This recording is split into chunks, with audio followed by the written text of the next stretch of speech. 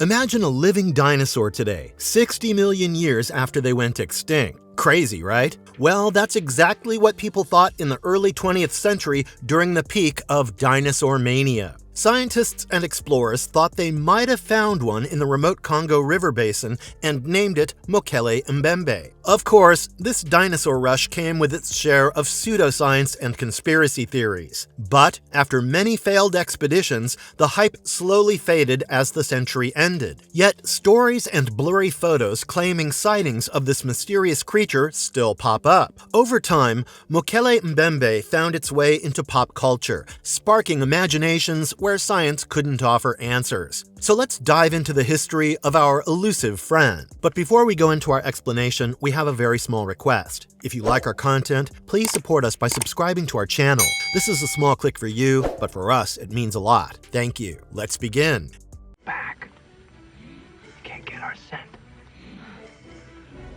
A real dinosaur or a mere folk legend? Our world's history has never been peaceful. It's full of conquests and violence. When we think of violence, we often picture death and bloodshed, but it's more than that. It can also be psychological and cultural, like when oppressors turn the culture of the oppressed into something to be studied or exploited. This happened with Mokele Mbembe, a part of the Bantu folklore that evolved into an exotic story for others to exploit. Over time, this led to everything from scientific expeditions to revisionist ideas like young Earth creationism coming from the so-called civilized West. Have you ever read Joseph Conrad's novella Heart of Darkness? One interpretation of the title is that it symbolizes Africa. Interestingly, Mokele Mbembe is part of the folklore in the Congo River basin, and Conrad's notion of darkness reflects views on the Congo Free State. This highlights some of the perceptions Europeans had about colonized Africa. If one looks at the cultures of what is considered as Global West and Global East,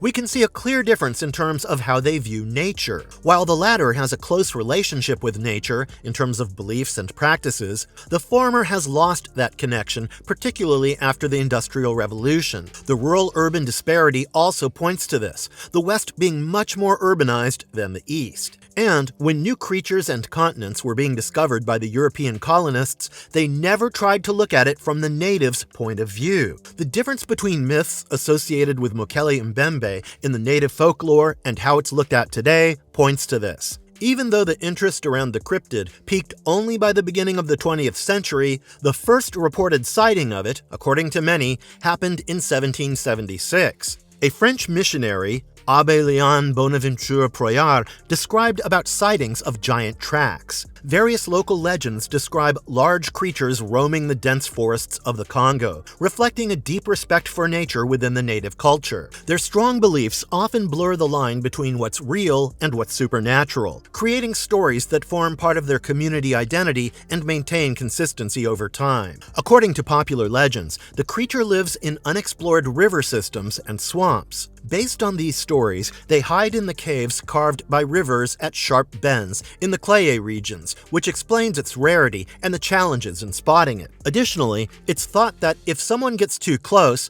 Mokele Mbembe fiercely protects its territory, attacking intruders. The name itself means one who stops the flow of rivers in Lingala, the official language of the Congo. Mokele Mbembe is described as a herbivore, because of which it's said to leave the dead bodies of trespassers untouched. The features of the animal resembles a sauropod, owing to the long necks and large muscular tails. But some also say that the dinosaur has only one tooth, sometimes said to be a horn. This actually points to the theory that the dinosaur actually could be a combination of mythology and folk memory of black rhinos once common in the region. Considering that folk tales are passed down orally, new elements of the newer ages get added to them over time, resulting in its alteration and evolution. Meanwhile, in the United States, there was a discovery of dinosaurs between Edward Drinker Cope and Othniel Charles Marsh, known as the Bone Wars. Museums were rushing to collect the discovered skeletal systems, giving rise to a dinosaur mania. When the wave of this mania led to the possibility of living dinosaurs walking on present-day Earth, the colonial world got behind it without any other considerations. So what about the alleged sightings and the scientific expeditions? The 1776 documentation by Proyar that we discussed earlier is widely accepted as the first documentation of sightings of the Mokele Mbembe. It doesn't explicitly mention the creature apart from the footprints, yet the craze to prove its existence in the 20th century and the location of the documentation gave rise to Proyar being considered as the founding father of Mokele Mbembe. However, this was largely seen as part of the many recorded tales of mysterious creatures around the region dating back to the 16th century, when the Portuguese sailors arrived on the coast. Though it incited curiosity in the West, it was not until 1909 that the particular legend around Mokele Mbembe gained traction. Two accounts closely resembling dinosaurs came out that year. The first one was about another mystical creature, Unsanga, resembling what Mokele Mbembe is considered to be today by a European explorer, Lieutenant Paul Gratz. Another one came from big game hunter and modern zoo founder Carl Hagenbeck. Like many others, his story was based on rumors and hearsay. He described a creature that was part elephant, part dragon. Whether or not it was believable, the media ran with it, and soon enough, rumors of a living dinosaur spread like wildfire. But the rest of the world got the name Mokele Mbembe only by 1913 from the German captain Ludwig Freiherr von Stein zu Lausnitz. Oh, let me catch my breath there. Okay, so this is when Ludwig heard about the tales about the sauropod-resembling creature roaming the jungles of the Congo River Basin. Let me stop you for a second. What do you think about how the natives would have communicated with the Westerners? I mean, obviously, their mother tongues weren't the same, so it definitely points to translations and translators. And well, there are words and languages which don't carry equivalents in others. Were the tales really about a living monster? Sadly, it would be difficult to discover. The Brontosaurus was the early 20th century superstar of dinosaurs.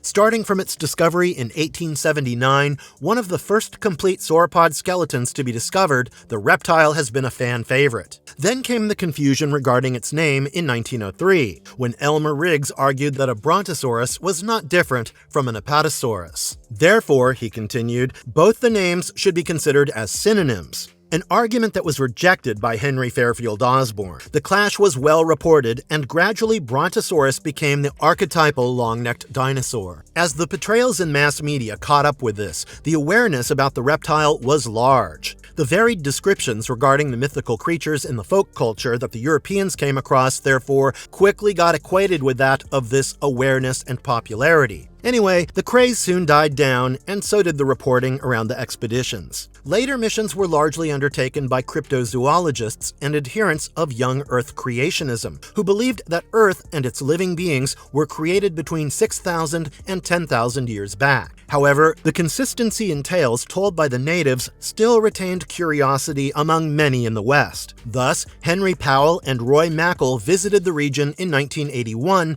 and collected interviews of natives. Though there have been criticisms about the scientificity of the mission, this did help in reviving some interest. Coming into the 21st century, documentaries have been made about the dinosaurs by popular channels like the BBC, Discovery, and History TV. Nevertheless, all are based on interviews with the locals and using allegedly blurred visuals that have been captured in the past. Yet, regardless of scientific discoveries, the local populace remains steadfast in their belief of a mysterious creature inhabiting the same Earth as theirs. The resemblance in their beliefs give the tales a mystic character, which continues to be intriguing.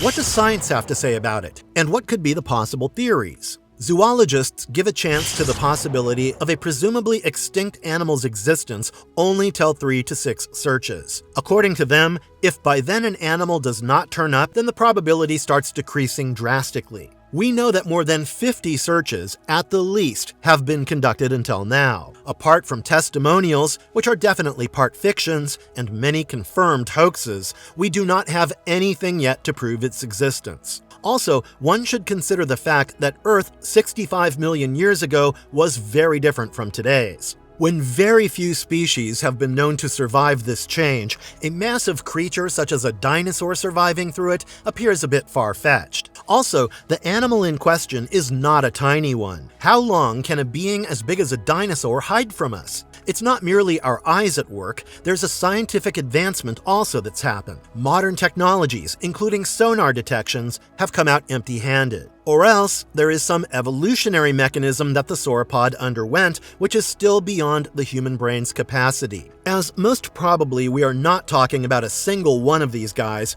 there's bound to be some biological remains to be found, if not the fully grown living animal itself. Well, the myth surely did capture the imagination of the people, giving it a potential for cashing in. There have been instances of eureka moments later turning out to be fakes or hoaxes. If you do a web engine search for Mokele Mbembe, one of the first images to turn up will be that of our guy swimming across the Umbangi River, with its head and neck above the water, captured by Kevin Duffy. This still, when it was released in 1981 in an episode of That's Incredible, did create a minor sensation. However, the excitement was short-lived, as Roy Mackal of the infamous Mackal-Powell expedition soon clarified, behind the screens, that it was a wooden carving made to show how the sauropod looked. In 1985, a report by Barbara Gilbert in The Sun of Florida alleged that a Mokele Mbembe had been captured by a team of scientists. According to her, they were in its search for 3 years before capturing it, later to give it to a game reserve. But the factual inconsistencies were too much to ignore, and J. Richard Greenwell debunked the claim soon by citing the resemblance of the reporting with the recently released film Baby. Apart from this, he also mentioned how the article got confused between the Republic of Congo and the Democratic Republic of Congo, as the myth belonged to the latter, while her report mentions the former. So much for creating a sensation, huh? But then, what could be the possible explanations for the legend? It can't be that one man woke up in the morning and decided to create a whole new fantasy. Many explorers say locals, when shown photos, have identified it as a rhino, which ties into a popular theory among scientists and folklorists, that Mokele Mbembe is a memory of the black rhinos that once roamed the Congo River basin. Others call it a ghost, and in their culture, ghosts are just as real as living beings. Honestly, it's funny how colonialists and Western explorers completely overlooked Congolese beliefs, all because the Washington Post took Carl Hagenbeck's wild claims seriously.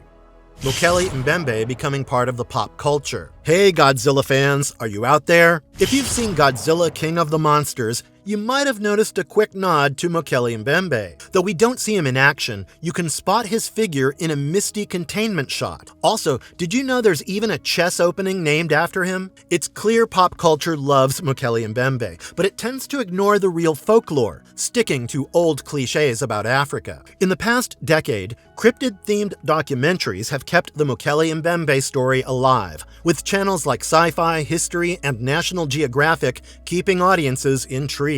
And let's not forget the conspiracy theorists and cult followers who hold on to the idea of Mokele Mbembe as proof of things like biblical creation or a challenge to the theory of evolution. Their strong beliefs have kept the debates going, leaving some people still unsure whether this dinosaur-like creature might actually exist.